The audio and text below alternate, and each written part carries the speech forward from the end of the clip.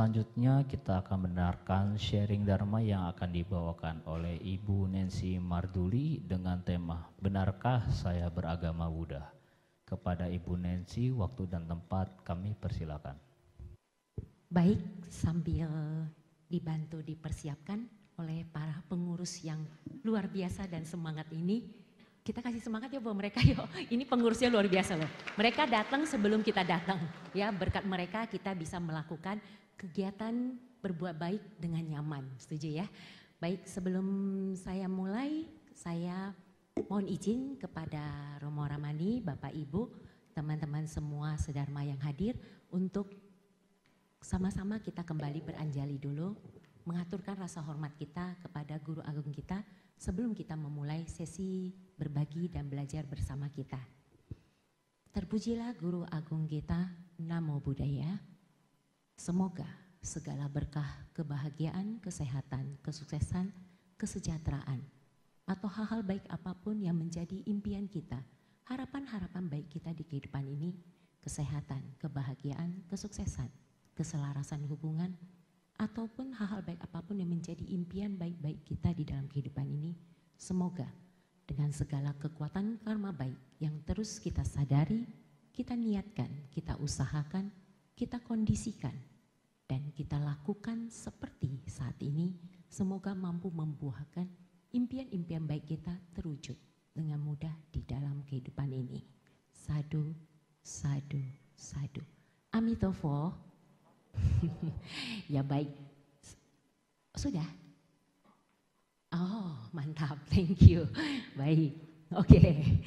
Ya, benarkah saya beragama Buddha? Kesannya simple, pertanyaannya simple. Tapi bagi saya ini cukup dalam. Ini merupakan perjalanan spiritual saya. Inilah yang saya mau bagikan kepada kita semua. Seperti tadi saya sampaikan, saya di sini berbagi dan belajar bersama. Karena saya mengkondisikan saya juga belajar dari kita semua. Saya percaya saya juga manusia biasa, walaupun posisi saat ini saya berbagi kepada kita semua, saya tetap bisa dan mampu melakukan kesalahan saya sadari ataupun tidak, melalui pikiran, ucapan, dan perbuatan saya. Karena itu saya tidaklah memberikan ceramah ataupun nasihat apapun untuk kita semua. Saya mohon izin untuk belajar juga dari teman-teman semua. Boleh? Boleh? Kalau boleh tepuk tangan dong, apresiasi buat teman-teman semua. Terima kasih. Dan tanpa mengurangi rasa hormat saya karena kita berbagi dan belajar bersama, tanpa mengurangi rasa hormat saya kepada Romo Ramani, Bapak Ibu, Oma Opa yang hadir, teman-teman semua, mohon izin memanggil semua dengan istilah teman-teman. Iya, itu selingan iklan. Ya, membangunkan kesadaran kita juga. Oke, jadi saya mohon izin memanggil semuanya dengan istilah teman-teman. Kenapa? Karena dengan istilah teman-teman berarti kita semua sama. Gak ada yang namanya lebih atau gimana atau kurang. Tapi kita semua sama. Sama-sama manusia biasa. Sama-sama manusia yang masih perlu untuk terus belajar. Masih perlu untuk terus butuh semangat kalau lagi down. Betul gak? Ya, mau sehebat apapun kalau lagi down, lagi nggak semangat, tetap aja loyo, betul ya? Tetap perlu disemangatin. Jadi sama kita semua, sama-sama perlu untuk terus saling belajar. Karena itu mohon izin memanggil semua dengan istilah teman-teman. Boleh? Boleh, thank you. Nah, dengan menjadi teman saya bahagia. Kenapa? Berarti saya punya banyak teman di mana-mana bisa nanti untuk saling membantu mengingatkan. Tadi seperti di depan, baru masuk ketemu satu koko ya. Yang menyapa saya, terima kasih. Ya, saya merasa jadi punya teman di mana-mana dan tentunya dengan menjadi teman kita bisa saling belajar, saling mengingatkan kalau ada kesalahan dan saling menyemangati kalau sudah lagi down atau sudah lagi males. Ya, contoh males ke wihara. Ayo, siapa tahu besok kita sudah pindah alam ya kan, bisa mengingatkan jadinya. Jadi kita bisa semangat lagi. Setuju ya? Oke, terima kasih sekali lagi. Boleh dong apresiasi buat kita semua. Hari Minggu, harinya istirahat. Tapi teman-teman semua pantas diapresiasi dan mengapresiasi diri sendiri. Kenapa? Hari Minggu waktu buat istirahat banyak sekali alasan untuk tidak datang ke wihara. Betul? Nah, makanya diapresiasi karena kita semua walaupun hari Minggu kita tetap datang ke wihara, tetap melakukan aktivitas dan kegiatan baik. Karena kita tahu ini baik untuk dilakukan. Baik, benarkah saya beragama Buddha? Dari kecil saya lahir di keluarga yang agamanya secara KTP Buddha. Ya, tapi jujur saya tidak suka.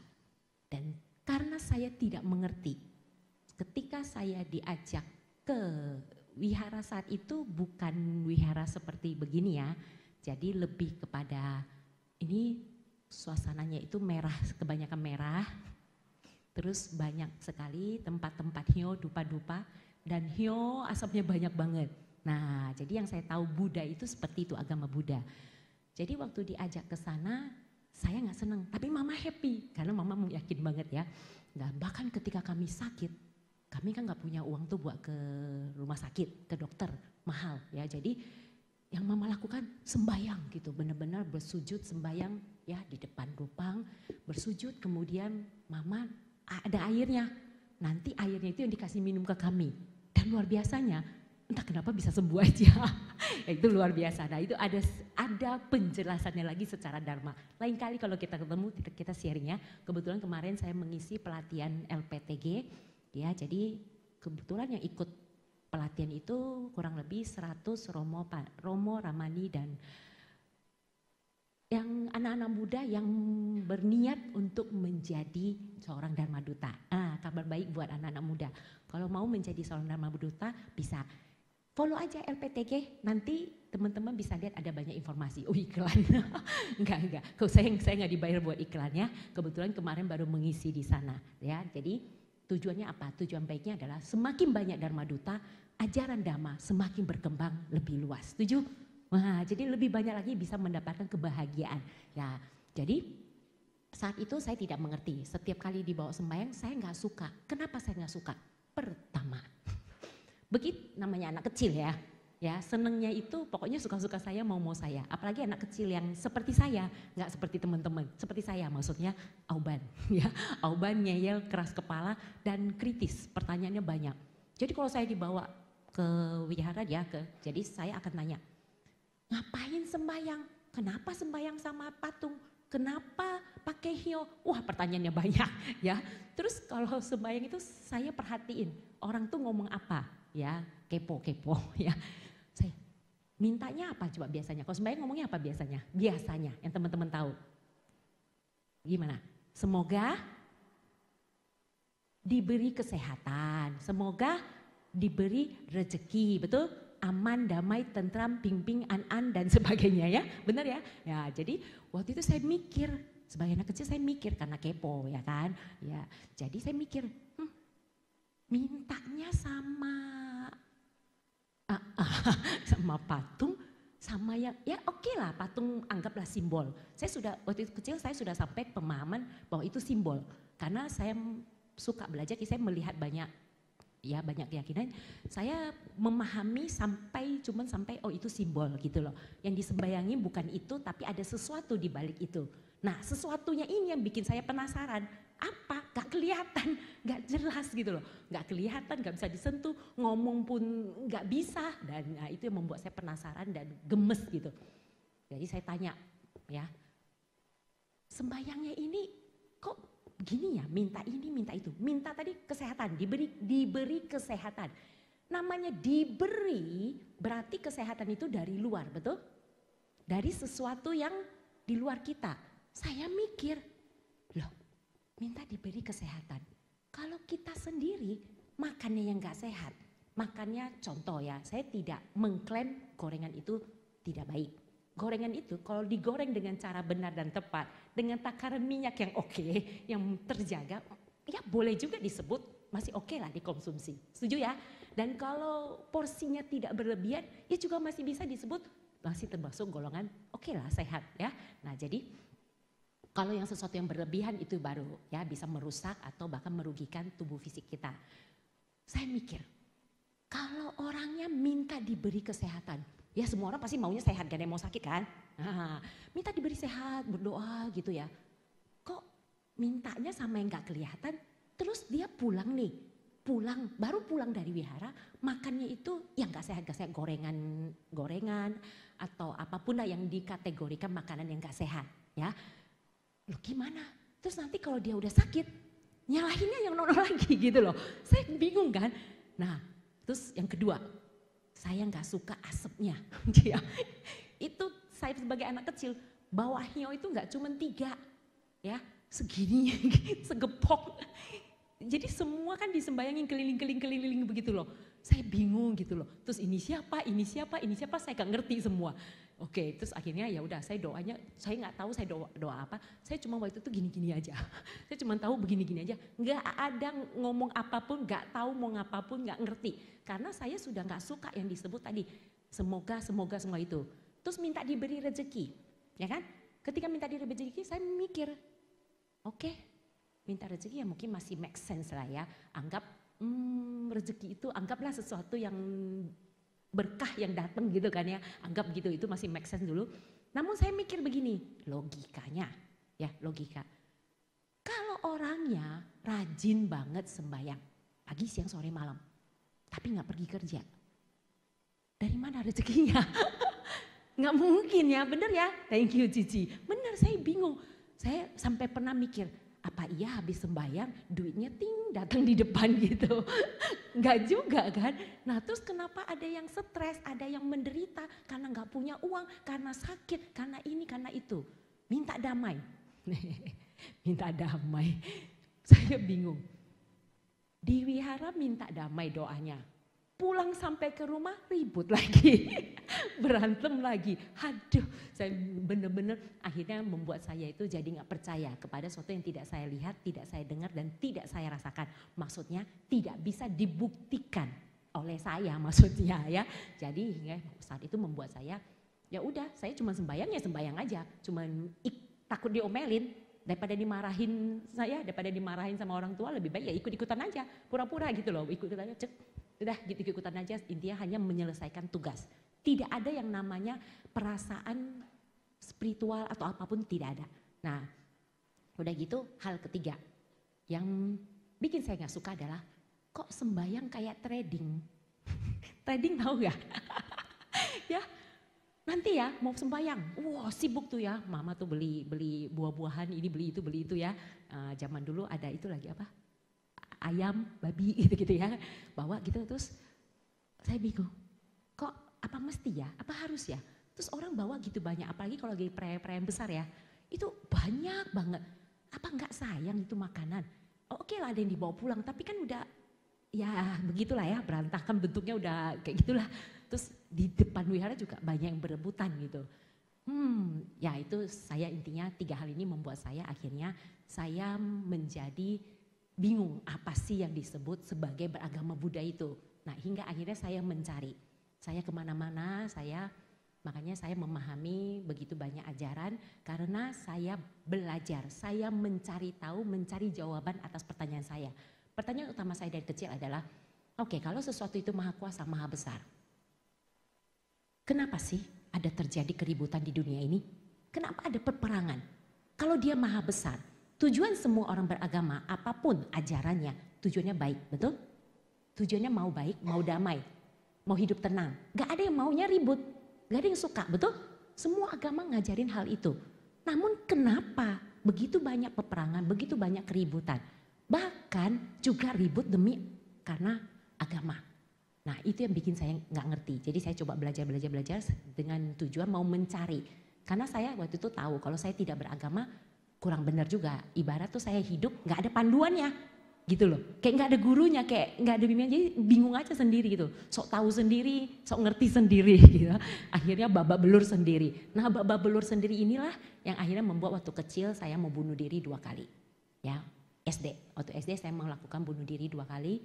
Kali pertama saya ambil pisau silet, potong, makin sakit, baru logiknya main. Waktu mau motong gak mikir, itu namanya kagak mikir. Pokoknya mau dilakukan, lakukan.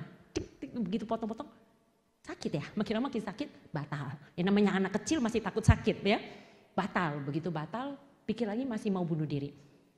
Tapi caranya lebih enak. Cara bikin bunuh diri cara lebih enak. Cara lebih enak gimana?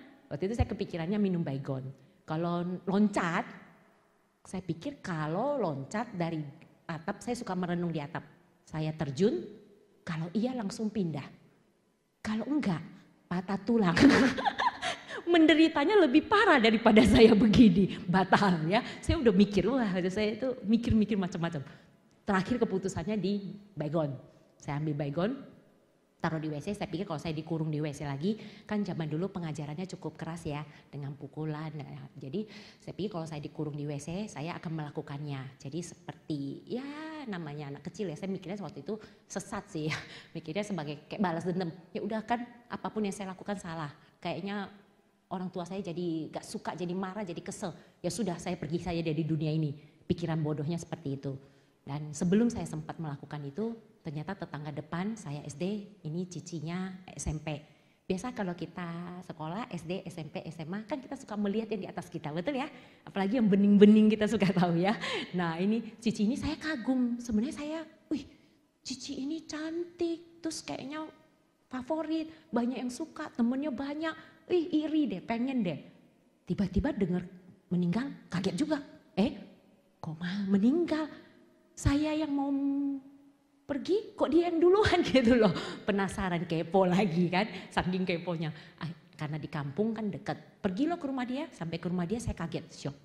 Saya masuk lewat pintu belakang, saya lihat satu sosok mayat tergantung. Dari kepala sampai kaki sudah biru kehitaman, ngeri banget.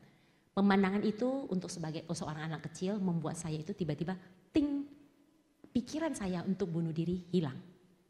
Takut mati juga ternyata. Jadi waktu itu entah kenapa saya nggak ngerti. Di pikiran saya itu munculnya seperti ini. Nancy, kalau kamu mau hidup bahagia, sepertinya bukan ini caranya. Lihatlah, begitu mengerikan. Orang meninggal nggak bahagia juga, mengerikan. Saya dikasih lihat mayat seperti itu, ya itu membuat kesadaran saya naik. Teman-teman 2 kali ini, ada nggak makhluk atau siapapun yang nyelamatin saya? Ada? Nggak ada. Penjelasan logisnya apa? Sekarang setelah saya mengerti Dhamma, saya belajar Dhamma, saya baru paham. Penjelasan logisnya adalah yang menyelamatkan saya saat itu. Kali pertama pisau yang keambil bukan yang tajam, yang sekali seret habis, tapi pisau yang tumpul. Kenapa? Karena saya masih punya tabungan karma baik. Kali kedua, bayangin. Kalau memang saya tabungan karma baik saya sudah habis, saya bisa gak melakukan bunuh diri itu sebelum cici itu? Bisa, saya juga udah lewat. Nah penjelasan logisnya yang paling logis, yang paling bisa menjawab pertanyaan itu. Kalau dulu saya gak ngerti, saya bertanya, suatu maha kuasa, maha adil, maha penyayang. Di mana maha kuasanya, maha besarnya? Kenapa gak dengan kebesarannya, dengan kekuasaannya, ting ting ting. Semua orang dibikin punya hati yang damai, penghidupan yang layak, rezeki yang cukup, kesehatan yang oke, supaya namanya tidak ada keributan. Betul? Jadilah hidup damai semua. Buat apa sih manusia dicoba-coba? Nah itu pertanyaan saya dulu. Jadi perjalanan itulah juga membuat saya itu, akhirnya saya memilih tidak percaya kepada apapun yang tidak saya lihat, tidak saya dengar, tidak saya rasakan. Saya menjadi seseorang yang mengklaim dirinya, melabel dirinya ateis. Tahu ateis? Itu ya, dulu bangga banget saya ateis dulu ya. Sekarang saya malu sih ngomongnya ya. Sudah tahu, udah di ajaran Buddha, tapi itu buta, nggak ngerti sampai harusnya menjadi ateis. Dan sekarang ketemu lagi, tapi makanya memang harus pergi begitu jalan saya. Baru sekarang itu bisa kayak bener-bener yang luar biasa banget melihat indahnya ajaran Dhamma. Nah jadi teman-teman, saat itu juga pertanyaan saya adalah, oke, sesuatu maha kuasa, maha besar, maha penyayang. Kok gak sayang sih sama saya ya? Kok saya lahir di keluarga miskin? Kok saya lahir dengan orang tua yang kayaknya gak sayang saya? Dulu mikirnya gitu. Dan banyak sekali pertanyaan. Nah makanya ini judul ini saya mau bagikan kepada teman-teman bagaimana perjalanan hidup saya. Siapa tahu apa yang saya bagikan ini, siapa tahu ada teman-teman yang memang membutuhkannya atau ada kerabat ataupun teman yang membutuhkannya. Kebetulan saya pernah sharing juga waktu itu, ada orang datang sama saya, Cici, thank you ya, berkat sharing Cici, saya itu jadi semangat lagi hidup. Buddhis, Buddhis loh. Buddhis aja masih kadang gak ngerti ajaran Dharma. Ada. Dan dia merasa hidup dia tuh susah banget, sudah gak ada jalannya. Dan dia sudah mau mengakhiri hidup. Buddhis dari kecil. Belajar Dhamma, gak ngerti. Nah, makanya sama-sama kita coba belajar dan pahami ya. Oke, benarkah saya beragama Buddha?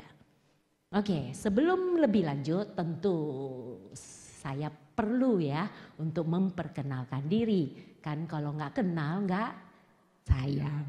Minta tolong ya koko-koko ya, bapak-bapak ya. Kalau sudah kenal saya tidak panggil sayang tapi ya. Bahaya ya, suami saya nanti marah. Suami saya 1, anak saya 3. Tolong tidak terbalik. Loading. Kenapa ketawa? Kok saya bilang jangan kebalik, tolong tidak terbalik kok ketawa? Oh, suaminya yang 3, anaknya 1. Bagus, kesadarannya luar biasa. Walaupun masih pagi, hari libur, tapi masih sadar dan masih semangat. Tepuk tangan dong buat kita semua. Bagus, oke. Nah, nama saya Nancy Marduli, ini semua profil saya tidaklah begitu penting. Ini juga merupakan catatan riwayat perjalanan hidup saya. Bagaimana setelah saya mentok mencarinya di agama, saya mencarinya di ilmu pengetahuan duniawi. Setelah di ilmu pengetahuan duniawi, kemudian saya masih menemukan yang masih merasakan big hole, ya lubang besar di dalam diri saya yang kayaknya kosong banget. Yang saya belum menemukan jawaban misteri kehidupan dunia ini. Sehingga akhirnya ketika bertemu Dharma saya baru, oh ini menyatukan semua. Bahkan apapun yang saya pelajari ada di dalamnya semua. Keren banget.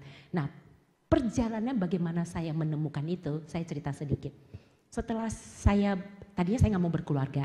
Kemudian saya berkeluarga karena saya merasa berkeluarga maksudnya punya suami, punya anak ya. Saya tadinya nggak mau menikah karena saya melihat begitu banyak penderitaan, saya capek. Apalagi lihat keluarga selalu berantem dan kemudian saya waktu SMP pindah ke Jakarta itu juga ya melihat kehidupan, mendengar terus curhatan orang-orang terus ya banyak sekali hal-hal yang membuat saya kayaknya enggak deh, enggak mau menikah waktu itu. Ya, kemudian saya memutuskan menikah karena waktu itu saya merasa papa saya sepertinya umurnya nggak panjang. Ya, dan ternyata benar. Setelah saya menikah, 6 bulan kemudian, ya saya hamil. Setelah itu saya melahirkan. Kemudian 6 bulan kemudian, setelah anak saya yang pertama usianya 6 bulan, papa saya meninggal. Meninggalnya di China. Saya sayang banget sama papa. Ya, jadi saat itu keputusannya untung saya menikah. Karena saya berhasil memberikan seorang cucu laki-laki buat beliau dan kebahagiaan. Karena hampir tiap hari dia ke rumah saya jadinya. Oke, jadi saya tidak menyesali keputusan itu, cuman waktu itu saya juga belum ketemu Dharma. Jadi hidup saya tambah berantakan. Ya, jadi teman-teman tahu dong, namanya udah tadinya nggak mau menikah, ya kan? Terus akhirnya menikah, nggak ngerti ngurus anak, nggak ngerti jadi wanita. Karena saya dulu tomboy banget, saya nggak suka jadi wanita. Ya jangan harap dulu rambut saya panjang, pakai anting atau enggak. Jadi saat itu saya merasa hidup saya tambah kacau. Saya merasa tuh ibarat saya keluar dari kandang macan masuk ke kandang singa. Ibaratnya begitu loh, maksudnya nggak kelar-kelar tuh loh masalah di kehidupan ini. Nggak beres-beres, masalah rasanya satu sudah lewat, bukan selesai ya. Lewat gitu loh, lewat selesai nggak selesai pokoknya lewat gitu. Begitu masalah udah lewat, ada lagi, kok nggak kelar-kelar. Capek gitu rasanya, batin yang capek bukan fisiknya ya. Jadi ada namanya lelah mental ya, capek mental. Jadi saat itu saya merasa capek banget, cuma bohwat itu apa daya, karena udah punya anak. Dan saya juga udah gak kepikiran bunuh diri. Karena kejadian waktu kecil itu kan sudah membuat saya itu muncul yang namanya ting gitu loh. Ini bukan caranya untuk bisa dapat kebahagiaan. Nah karena itu makanya saya belajar banyak hal ini, mau mencari kebahagiaan, coba ya tujuan belajar gini banyak mau mencari kebahagiaan, itu konyol. Sampai saya nggak punya uang pun, sampai saya ngutang, gesek kartu kredit untuk belajar. Tujuan apa? Mencari kebahagiaan, karena saya mikirnya gini, uang saya bisa cari, saya harus dapat dulu ilmunya ini, saya harus cari dulu kebahagiaan ini, saya bahagia, saya dapat uang bisa lebih banyak lagi. Waktu itu saya punya kepikiran seperti itu, ya oke. Nah jadi akhirnya ketika itu saya pikir aduh capek banget sih kok gini amat sih hidup. Begitu anak masih kecil lucu ya, lucu tapi dengan segala ininya tantangannya juga ya. Lagi lapar, buang air kecil, air besar, bingung kan? Tengah malam kita mau tidur dia, masalah lagi, stres juga kan saya. Waduh kok gini amat hidup ya. Nah dari situlah, tapi untung ya naluri seorang ibu ya, karena rasa cinta kasih saya itu mulai muncul pikiran, saya nggak mau anak saya ini nanti punya kehidupan seperti saya. Saya mau anak saya punya kehidupan yang lebih jelas, lebih jelas, lebih baik, lebih terarah. Dan kalau gitu kan berarti butuh guru ya, butuh ajaran yang tepat, betul ya, yang bisa menjawab semua pertanyaan. Nah waktu itu saya belum ketemu. Kemudian di saat saya itu akhirnya saya bertekad, saya mau cari. Tahu nggak saya cari di mana pertama? Pertama kali saya bertekad setelah itu, saya perginya ke toko Gramedia. Carinya di situ. Saya waktu itu kan anak saya saking ya saya merasa hidup menderita itu akhirnya anak saya juga terdampak. Jadinya sakit-sakitan. Ya, seminggu sakit, seminggu sembuh, seminggu sakit, seminggu sembuh. Capek banget deh pokoknya. Akhirnya begitu saya ke toko buku, kan saya nggak tahu mau nyari di mana. Ya, saya pergilah ke toko buku karena saya tahu di sana buku itu sumbernya semua pengetahuan. Dan di toko buku ngumpul semua tuh orang-orang gitu loh. Jadi sampai toko buku saya bingung, buku gini banyak, cari apa ya? Kalau spiritual saya udah nggak pengen, karena nggak jelas bagi saya waktu itu, nggak kelihatan, nggak bisa ditanya, nggak bisa belajar langsung, paham ya? Jadi saya carinya guru yang jelas, yang saya bisa tanya saat itu. Ya, terus kemudian karena anak saya suka sakit-sakitan, jadi saya fokus cari buku kesehatan dulu, ya. Karena bingung kan, banyak amat, buku motivasi, buku ini, buku itu banyak banget. Nah, ketika melihat buku kesehatan, ini dulu, karena anak saya yaitu tadi mengalami kondisi itu. Begitu saya beli buku-bukunya, saya bingung bukunya mau dibeli. Sampai saya tau gak cap cip cup, cap cip cup ambil aja. Terus waktu itu ada promo beli apa tuh dapat apa lah gitulah ya. Akhirnya ya udah ngambil sekenanya. Nah ambil sekenanya dari situ saya belajar buku-buku. Nah kebetulan waktu itu diarahkan yang tentang belajar banyak ini. Nah akhirnya saya baru mulai masuk ke kelas-kelas seperti ini. Nah setelah itu ya itu tadi saya masih belum menemukan gitu ya. Belum menemukan apa tuh kalau ngomong teman-teman, apa feel-nya ya, atau kayaknya belum mantep banget gitu loh. Kayak rasa masih berantakan lah. Sampai akhirnya suatu ketika papa saya meninggal. Mama saya stres, kami anak-anak supaya membantu mama gak stres, pikirnya kami kasih dia kegiatan. Buka lainlah restoran. Nah di restoran ini tiap minggu suka datang satu keluarga. Keluarga ini papa, mama, anaknya 3. Anaknya saya lihat bajunya orange ya, orange. Terus tulisannya Sekolah Minggu Wihara Dharma Ratna waktu itu ya. Sekolah Minggu, saya bilang Wihara Dharma Ratna. Ada sekolah minggu ya, saya pikir gitu. Sekolah minggu itu apa gitu kan. Saya tahunya sekolah minggu itu di keyakinan lain gitu kan. Terus saya penasaran. Saya liatin, saya perhatiin, saya ngamatin orang, saya ngamatin. Teman-teman kalau kita ketemu orang, walaupun belum pernah ketemu, baru pertama ketemu, kalau rasanya nyaman, berasa nggak? Berasa? Kalau sebaliknya, kalau berasanya nggak nyaman, berasa juga? Ya, kayaknya kok lihat ini orangnya, lihat mukanya aja nyebelin, ya, lihat sendalnya aja nyebelin. Kalau bisa, sendalnya taruh sini, saya jangan taruh sini. Ya, itu entah kenapa, betul ya, ada perasaan seperti itu. Nah, itu energi ya. Jadi kemudian akhirnya saya lihat koko ini, saya mau keluarga begini. Kok happy, kok rasanya tenang, kok rasanya damai. Mereka asik banget gitu loh ngobrolnya, apanya, itu kok enak banget. Papa mamanya juga kayaknya ya itu mampu merangkul anaknya dengan oke gitu kan. Saya bingung, saya pengen tahu ini orang belajarnya sama siapa ya. Karena ada petunjuk Sekolah Minggu Wihara, berarti kan Buddha kan. Nah waktu itu otak saya kan udah capek, saya udah lelah, saya udah gak mau berdebat. Jadi waktu itu saya tanya dia, saya tahu kalau saya gak punya agama itu kurang tepat. Makanya hidup saya galau terus. Jadi waktu itu saya tanya dia, koko agamanya apa? Padahal jelas-jelas dia wihara gitu kan. Koko agamanya apa? Buddha katanya. Oke, itu biasa setan saya di dalam otak saya. Kan di dalam diri kita ada 2 makhluk.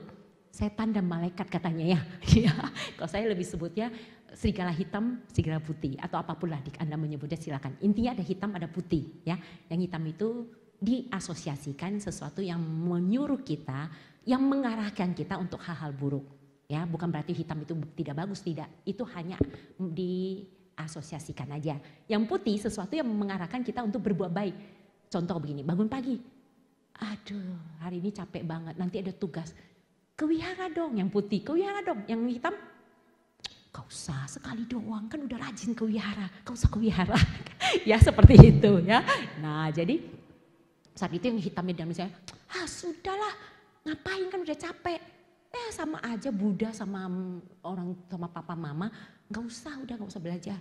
Terus udah saya diam, saya mau belajar, saya mau tahu. Oke Koko, tolong ajarin saya, agama Buddha belajarnya apa? Si Koko itu lihat saya, dia lihat saya, kamu mau belajar tentang agama Buddha? Kamu mau tahu? Kalau kamu mau tahu, kamu ehipasiko. Saya tambah bengong lagi. Apaan? Ehipasiko. Apaan tuh? Dia jelasin. Kamu datang, dia bilang dia kasih tahu kan, ehipasiko itu bahasa apa, terus dia jelasin artinya. Datang, lihat, buktikan. Wih, guys, saya yang orangnya auban nyeyel, kepo lagi kan, mendapat kalimat datang, lihat, buktikan. Wih, seru kan? Seru banget. Udah kayak dapat sesuatu itu loh, tantangan gitu loh. Datang, lihat, buktikan sendiri. Ini dia, ini yang mau saya cari. Akhirnya saya pergi ke wiharanya. Sampai di wiharanya, saya itu orangnya sok bersih ya. Jadi OCD banget. Saya dulu taruh barang begini, ada yang berani geser dikit, saya tahu. Dan saya akan cari sampai dapat. Untuk minta pertanggungjawaban. Gila ya saya ya. Nah, begitu sampai di wiharanya ini nyaman sekali. Waktu itu wiharanya itu masih kondisi renovasi. Jadi cukup amat sangat sederhana dan gak rapi ya. Jadi tidak ada tembok, atapnya atap bambu, lantainya lantai semen, dipelur aja. Ya, karpetnya pun karpet yang kotor yang merah bolong-bolong gitu. Saya melihat begitu, setannya ngomong lagi, kayak begini, gimana mau belajar? Sudahlah, ya capek lah gini. Setannya udah, ya sudah. Saya nego sama diri saya, capek hidup kan, capek menderita kan. Sudahlah, mau nggak seperti yang tadi yang kamu lihat itu si Koko itu? Ya udah, kuai belajar, gitu ya. Ya udah, akhirnya menenangkan diri, masuk. Masuk begitu duduk kan dikasih buku parita. Ya begitu buka parita mulai. Namo tassa. Apalagi nih. Setannya mulai lagi. Cocok lagi. Mana bisa ehipasiko, mana bisa buktikan. Bahasanya aja bahasa dewa nggak ngerti kan. Jadi waduh ribut sekali. Saya menenangkan diri saya lagi. Dan kebetulan waktu itu saya kondisi hamil anak kedua. Anak saya yang pertama juga ikut. Suami saya yang bukan saat itu bukan beragama Buddha juga ikut. Karena dia takut saya aneh-aneh. Karena saya tuh orangnya begini ya, lagi hamil kalau berantem nih ya, kalau berantem bukan saya bangga ya, saya malu ya. Lagi berantem nih ya, kalau saya bilang saya mau berhenti, dia nggak berhenti mobil, saya turun. Gila ya saya ya, makanya dia takut saya ngapa-ngapain, dia takut saya ngamuk di wihara kayaknya. Ya, tapi dia ikut temenin, tapi memang suami saya baik, dia menemani ya, walaupun bukan keyakinan dia. Dia masuk, kita bertiga, saya perhatiin, kok mereka anteng-anteng aja ya, diem-diem aja gitu loh. Kok saya yang panas sendiri, kacau sendiri, ribut sendiri gitu loh, saya bingung kan. Oh mereka tenang, ya sudahlah, akhirnya saya juga nego lagi, tenang lagi. Begitu tenang, ya udah nego. Nanti janji ya, kalau nggak bagus, minggu depan gak usah datang. Ya nego, kalau bagus kita berterusin, kalau nggak bagus gak usah datang ya. Udah oke, deal. Akhirnya betah-betahin dong, walaupun waduh duduknya rasanya udah nggak nyaman kayak duduk di durian, ya di kulitnya durian. Tapi karena udah nego, tenang. Akhirnya begitu lagi baca parita, sampai 5 sila teman-teman, saya kaget. 5 sila tadi kita baca sama-sama ya. Apa? Coba boleh bantu? 5 sila sama atau beda? Beda ya? Iyalah kalau sama satu dong. Pertanyaannya yang sama apa? Ada loh. Berusaha, melatih diri, menghindari. lihat. Kata kunci di depan ini yang bikin saya shock. Selama ini saya belajarnya apa? Dilarang, dilarang, dilarang, dilarang. Manusia makin dilarang makin jadi. Apalagi orang ngeyel, orang auban kayak saya. Makin dilarang makin saya ngeyel. Tapi ini baru saya bertekad melatih diri, menghindari. Wow, disinilah jawaban saya tentang kehidupan itu sebagian terjawab. Saya menjadi mengerti kalau memang sesuatu itu ya disebut maha kuasa, maha besar, maha penyayang, betul. Kenapa?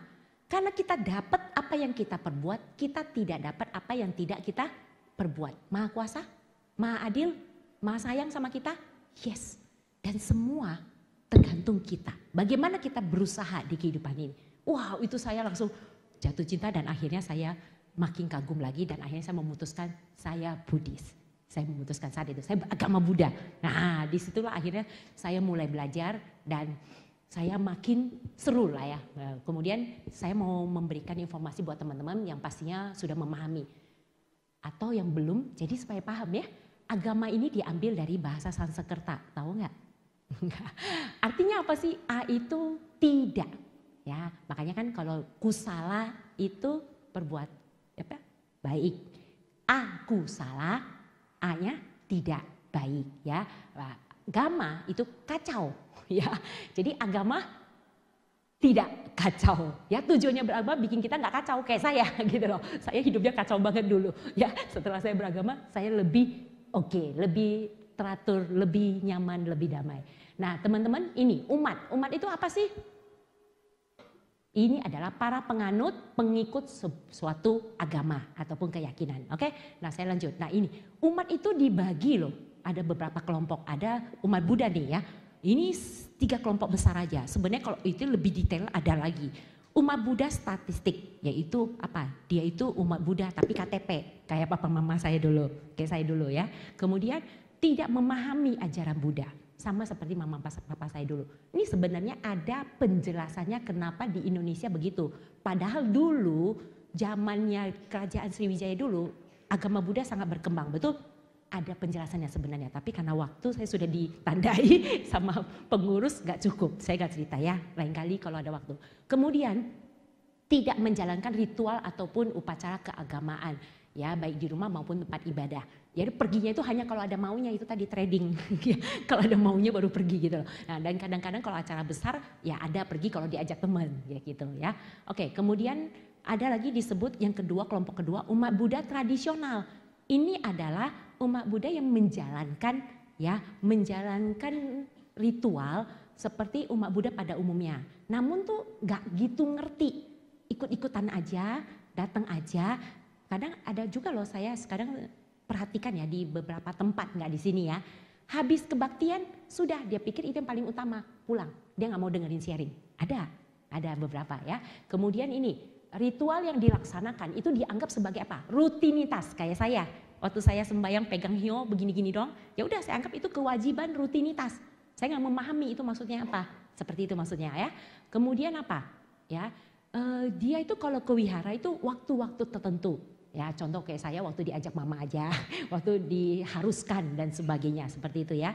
Nah kemudian ini yang ketiga, itu umat Buddha intelektual. Kalau intelektual apa? Berarti ada otaknya. Oh berarti yang tadi nggak punya otak ya Koko ya? Bukan saya yang bilang ya. Iya, lebih ada otaknya ya katanya Koko. Oke, jadi otaknya itu dikembangkan. Semua ada otak ya, cuman dikembangkan atau tidak. Nah kalau intelektual itu mengacu kepada otak yang ditumbuh kembangkan, dirawat, dikasih pupuk, dikasih kondisi yang oke supaya otak ini bertumbuh ya, tidak mandek gitu loh. Jadi ini dia memahami ajaran Buddha, berpendidikan, terus mau belajar juga, oke? Nah kemudian ini biasanya mereka juga rutin, mereka melakukan puja bakti seperti tadi. Mereka datang ke wihara nggak cuma rutinitas, kalau rutinitas itu datang kadang ngantuk ngobrol jadinya, betul? Tapi kalau yang ini mereka bisa melatih dirinya untuk baca sutta dengan fokus. Untuk mendengarkan dengan fokus. Untuk menahan diri dulu ngobrol sampai nanti sudah selesai baru. Gitu ya, ini lebih intelektual. Ya tadi lebih ada otaknya ya. Oke, kemudian Ini ada lagu. Ini saya mau memperkenalkan. Ya, teman-teman semua.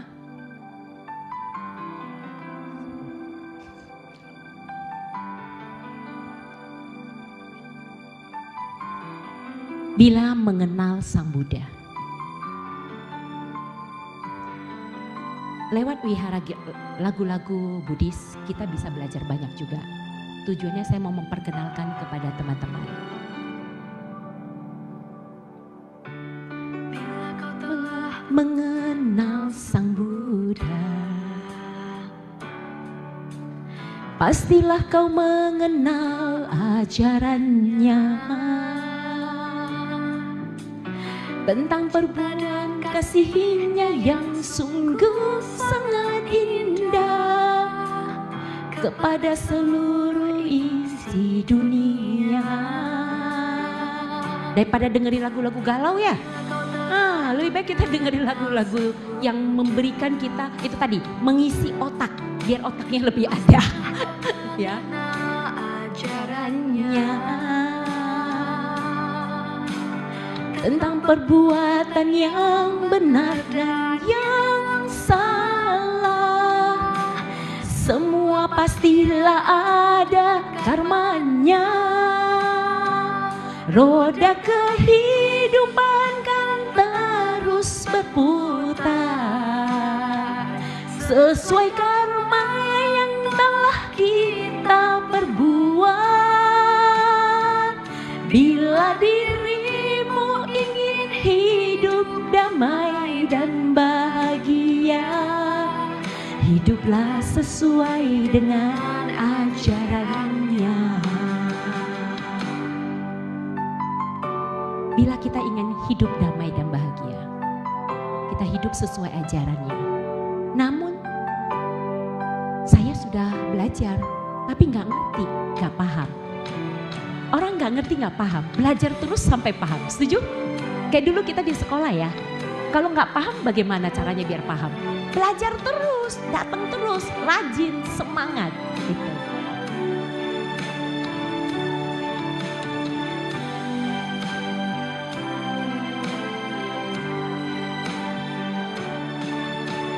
Bila kau telah mengenal Sang Buddha, pastilah kau mengenal ajarannya tentang perbuatan yang benar dan yang salah, semua pastilah ada karmanya. Roda kehidupan kan terus berputar sesuai yang telah kita perbuat. Bila dirimu ingin hidup damai dan bahagia, hiduplah sesuai dengan ajarannya. Saya skip ya, sorry. Lanjut, soalnya waktunya tinggal dikit. Syarat jadi agama umat Buddha ada gak sih? Apakah perlu wisudi? Perlu. Oh, kalau jawab perlu berarti sudah gak usah dijelasin ya. Namun buat yang masih belum paham, loh saya kan udah percaya sama Buddha, saya udah yakin. Ya sudah dong, saya gak usah wisudian. Ya gak apa-apa juga sih, pilihan ya. Ya, jadi intinya untuk menjadi umat Buddha tidak ada keharusan. Namun kalau kita benar-benar mau menjadi umat Buddha sesungguhnya, kita pahami dulu wisudi ini artinya apa supaya kita makin yakin. Oke? Nah, saya cepat sedikit. Upasaka upasika ini tahu ya, udah paham ya? Upasaka upasika ini upasaka itu merujuk kepada umat Buddha yang pria, ya, yang wanita itu upasika. Nah, teman-teman, upa itu artinya dekat, ya. Sika itu artinya saka ataupun sika ini artinya duduk. Berarti ini artinya adalah orang yang duduk secara dekat dengan ajaran Buddha dan mempraktekkan ajaran Buddha. Nah, teman-teman semuanya, ini di dalam salah satu sutta, Mahanama Sutta, itu ada khotbah Sang Buddha tentang seseorang yang bertanya, apa sih yang disebut upasaka upasika? Ya, kemudian Sang Buddha menjawab, ia yang berlindung, menyatakan berlindung kepada Buddha, Dhamma dan Sangha, ialah upasaka upasika. Ya, jadi dengan demikian berarti kita perlu berlindung ya. Dan namanya berlindung berarti butuh apa? Keyakinan. Kalau nggak yakin gimana mau berlindung? Kau coba, lagi hujan. Kita lihat itu rumah kayaknya bobrok. Kan nggak yakin kan? Kalau nggak yakin mau nggak masuk ke dalam? Nggak mau. Yang ada nanti ikutan roboh sama rumahnya, betul ya? Nah, tapi kalau kita melihat, wih oke, wih keren. Akhirnya jadi yakin, jadi mau berlindung, betul ya? Nah ini, keyakinan ini kita berlindung kepada Buddha Dhamma Sangha. Maksudnya kita yakin gak terhadap pencerahan Sang Buddha? Kita yakin gak terhadap damanya? Bahwa ajarannya ini bisa membawa kepada kebahagiaan, kepada kebaikan, kepada pencerahan. Ya, seperti tadi yang saya sampaikan, saya begitu membaca saja, gak ketemu gurunya langsung. Cuma baca 5 sila itu kayak tuing, ada pencerahan kecil-kecilan ya. Dan pencerahan itu kayak gini loh teman-teman. Sesuatu kalau kita gak ngerti di kehidupan ini, kan kayak rasanya butek betul ya. Tapi begitu dapat jawabannya gimana? Ya gitu kan, itu pencerahan ya, kecil-kecilan ya. Oke, nah dari kecil-kecil kita kumpulin jadi besar. Oke, sadu. Nah kemudian bahwa apa, yakin ada orang-orang yang sudah mempraktekkan ajaran Buddha secara benar, baik, dan intensif ya. Juga mencapai spiritual seperti yang dicapai oleh guru kita. Banyak buktinya, betul? Banyak. Nah oke, kemudian apa teman-teman? Selain kita berlindung, ini kita juga perlu melatih kemoralan, ya sila. Nah, upasaka upasika itu dinyatakan baik bila punya moral yang baik. Bagaimana punya moral yang baik? Ini melatih diri dalam 5 latihan kemoralan.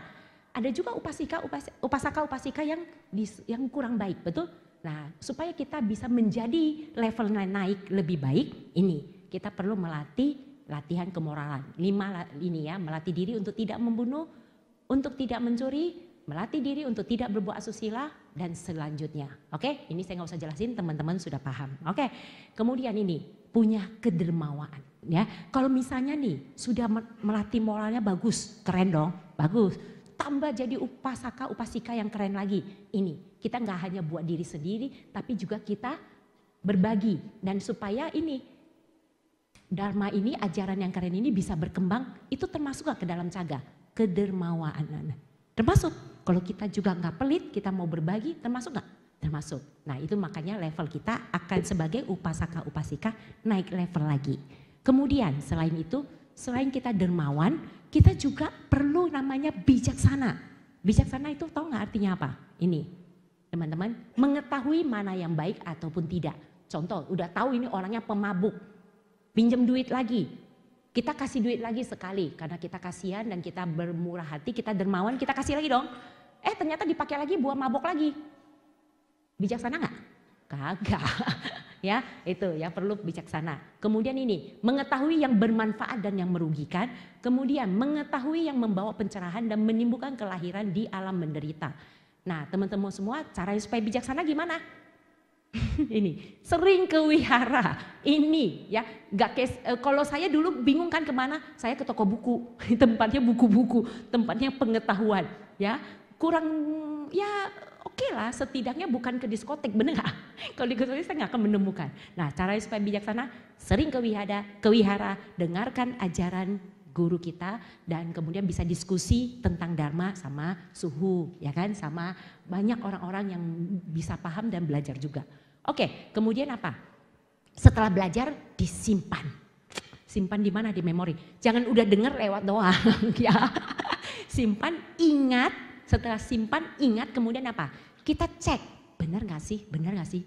Ya kayak saya dulu, ini benar gak? Begitu benar, kita kan tambah yakin, sadarnya nambah lagi, betul? Setelah nambah yakin, kita implementasikan. Ya, kita gunakan untuk kehidupan kita. Oke, kemudian ini. Nah, wisudi ini teman-teman tahu nggak? Ini dari bahasa Pali, ya. Artinya ini sebenarnya adalah memurnikan. Oke, jadi teman-teman semuanya ini supaya paham aja. Oke, wisudi ini diambil dari kata wisudimaga yang artinya jalan pemurnian. Di dalam wisudimaga ini dijelaskan ada tentang pembahasan mengenai sila, samadhi, panya. Nah inilah sebenarnya dasar-dasarnya, makanya upacara ritual untuk menjadi agama umat Buddha itu diambil dari sini, wisudi ya. Jadi teman-teman semuanya, ini 7 pemurniannya. Pertama, pemurnian tingkah laku, Ya, ini dari sila ya. Kemudian pikiran, pemurnian pikiran, kemudian pemurnian pandangan. Ya, pemurnian pandangan ini yaitu sama dengan cara menambah kebijaksanaan supaya pandangan kita tentang kehidupan ini nggak kacau balau. Ya, kalau kacau balau ya hidupnya juga kacau balau. Sama seperti orang kalau suka nonton sinetron hidupnya kayak Anda yang ngomong ya. Oke. Kemudian ini ya, pemurnian oleh pengetahuan dan visi tentang apakah jalan dan apakah bukan jalan. Oke, kemudian pemurnian oleh pengetahuan dan visi, pemurnian oleh pengetahuan dan visi ini. Nah, teman-teman semuanya ini ya, upacara pengambilan tisarana ini dikenal dengan wisudi. Nah, ini nanti umat kita sebagai umat itu resmi menjadi seorang Buddhis. Kemudian kita punya nama nuansa Buddhis dengan menggunakan bahasa Pali. Seru loh ya. Terus dengan begitu kan kita tambah pede, bener nggak? Teman-teman coba kalau masuk ke satu komunitas, masuk aja. Dibanding sama yang ada upacaranya, yang ada ritualnya, kita berasa spesial nggak? Kita berasa keren nggak? Wih, saya diterima, saya sah, saya resmi. Itu makanya perlu wisudi. Kalau teman-teman tadi bilang perlu, wah berarti itu sudah keyakinannya itu kuat banget ya. Nah teman-teman ini semua ya, 3 perlindungan ini, teman-teman semua, aku berlindung kepada Buddha yang menunjukkan kepadaku jalan dalam kehidupan ini. Aku berlindung kepada Dhamma, jalan pengertian dan cinta kasih. Aku berlindung kepada Sangha, komunitas yang hidup dalam keharmonisan dan keadaan sadar. Oke, terima kasih untuk kesempatan berbaginya. Semoga ini bisa menambah semangat kita untuk menjadi umat yang keren ya. Gak hanya keren, gak hanya baik tapi juga keren ya. Oke, terima kasih. Ya, Ami Tofo.